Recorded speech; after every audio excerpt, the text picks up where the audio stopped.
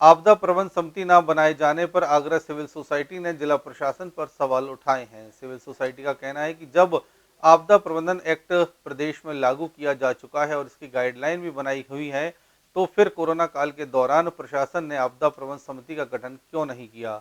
वहीं सोसाइटी ने नगर निगम की कार्यप्रणाली को भी कटघरे में खड़ा किया है।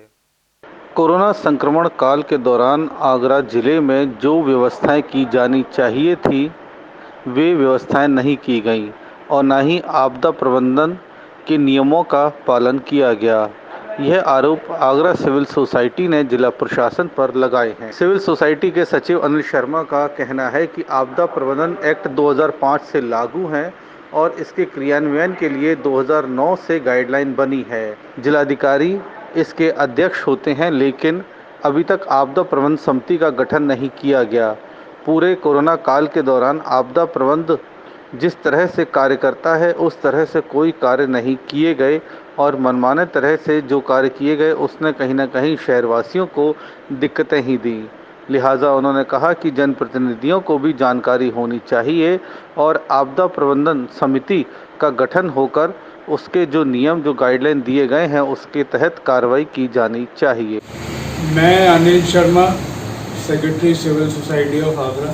आज हम लोगों ने जो प्रेस कॉन्फ्रेंस की थी वो एक तो डिज़ास्टर मैनेजमेंट एक्ट 2005 और एपिडेमिक डिजीज़ एक्ट 1897 के संदर्भ में की थी। ये दोनों एक्ट पूरे देश में लागू हैं, लेकिन उत्तर प्रदेश और आगरा में इनका इम्प्लीमेंटेशन पूरी तरीके से नहीं किया गया है।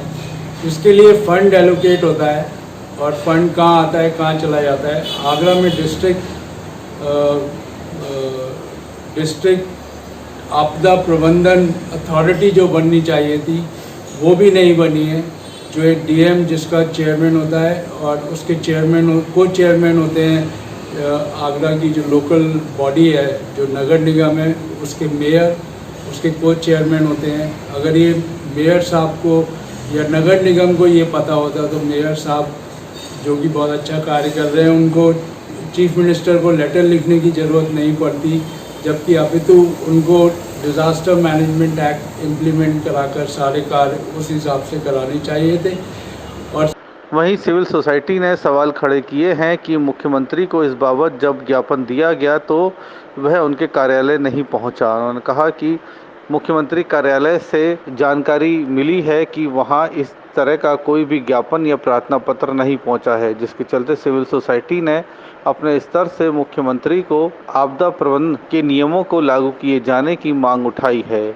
वहीं उन्होंने कहा कि आपदा प्रबंधन के लिए जिला प्रशासन व नगर पालिका दोनों संयुक्त रूप से कार्य करते हैं। जिलाधिकारी जहां इसके अध्यक्ष होते हैं, तो वहीं नगर आयुक्त व मेयर इसके को चेयरमैन होते हैं। इस दौरान सैनिटाइजेशन जैसे कार्यों को करने का काम पूरी तरह से नगर निगम का होता है, लेकिन इस काम के लिए आगरा के सांसद को सड़कों पर उतरना पड़ा, जबकि यह कार्य पूरी तरह से नगर निगम का था। सबसे बड़ी विडम्बना ये है कि वो लेटर जो कि लखनऊ भेजा गया था, हमारी जानकारी के अनुसार चीफ मिनिस्टर ऑफिस में वो रिसीव नहीं हुआ है। चीफ मिनिस्टर ऑफिस ने ये कहा है कि हमको ये लेटर रिसीव नहीं हुआ है। जो हमने कॉपी उनको प्रेषित की थी उसको उन्होंने आगे कार्रवाई के लिए बढ़ाया है।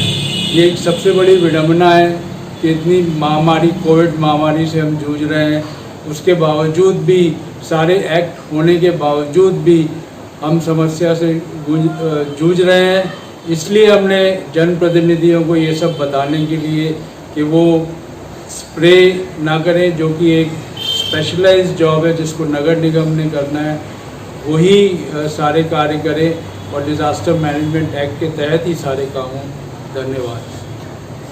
वहीं उन्होंने आरोप लगाया कि लॉकडाउन के दौरान आपदा प्रबंधन के नाम पर जगह जगह पुलिस को तैनात कर दिया गया और लोगों की आवाजाही से लेकर पूरी अर्थव्यवस्था को ध्वस्त कर दिया गया, जिसके चलते न केवल शहर में भुखमरी आई बल्कि बेरोजगारी भी काफ़ी स्तर पर बढ़ गई और लोगों को तमाम तरह की परेशानियों का सामना करना पड़ा।